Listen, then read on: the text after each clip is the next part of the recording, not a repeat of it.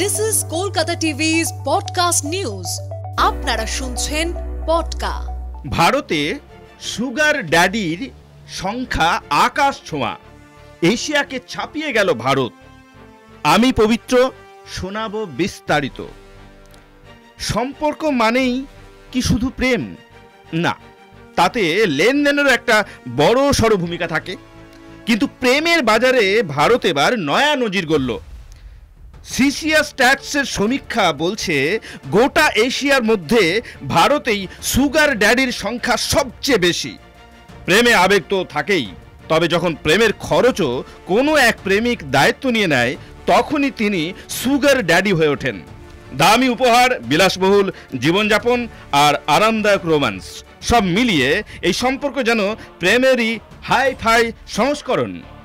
তবে কোনো আধুনিক ধারণা নয়, যুগ যুগ ধরেই এই লেনদেন নির্ভর সম্পর্কের চল রয়েছে। ইতিহাস বলছে 16 শতকে গণিকারা ধনী পৃষ্ঠপোষকদের ড্যাডি বলতেন, আর 19 শতকে অর্থ বিলাসিতাকে বলা হতো সুগার। আর সেই শব্দ দুটো জুড়েই জন্ম নিয়েছে সুগার ড্যাডি শব্দবন্ধটি। বিশেষ করে 1920-র দশকে এটি জনপ্রিয় হতে শুরু করে। ব্রিটিশ সাহিত্যিক গিলবার্ট ফ্র্যাঙ্কো তার লেখাতে এই শব্দের উল্লেখ করেছেন। কিন্তু সত্যিকারের ব্র্যান্ডিং হয় 1975 সালে, যখন British rock band Fleetwood Mac গান বাঁধে সুগার ড্যাডি নিয়ে। এবার আসা যাক রেকর্ডের দিকে। পরিসংখ্যান বলছে ভারত এই তালিকায় 1 নম্বরে। এখানে সুগার ড্যাডির সংখ্যা প্রায় 3,38,000। দ্বিতীয় স্থানে রয়েছে ইন্দোনেশিয়া, যেখানে মাত্র 60,000 জন ধনী প্রেমিক আছেন।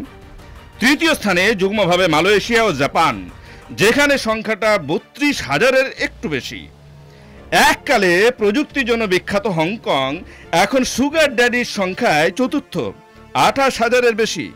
পঞ্চম স্থানে রয়েছে তাইওয়ান, সেখানে প্রায় 27,000 জন ধনী প্রেমিক রয়েছেন।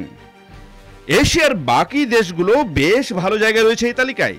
ষষ্ঠ স্থানে রয়েছে ভিয়েতনাম, যেখানে 12,000 সুগার ড্যাডি রয়েছেন। সপ্তম স্থানে দক্ষিণ কোরিয়া, যেখানে সংখ্যাটা 8,000-এর কিছু বেশি। অষ্টম স্থানে রয়েছে শ্রীলঙ্কা, যেখানে 5,000 জন প্রেমে অর্থ ঢালছেন। নবম স্থানে রয়েছে কম্বোডিয়া, যেখানে সংখ্যা প্রায় 3,500। তবে ভারতীয় বাবুদের দাপটের সামনে এরা যেন স্কুলের ছেলেপিলে মাত্র। প্রেমের বাজারে ভারত যে সত্যিই বিশ্বগুরু, তা এবার প্রমাণিত। এইরকম একটি পরিসংখ্যান সামনে এলো 14 ফেব্রুয়ারির আগে। শুনুন পডকা, রাত দিন 7 দিন।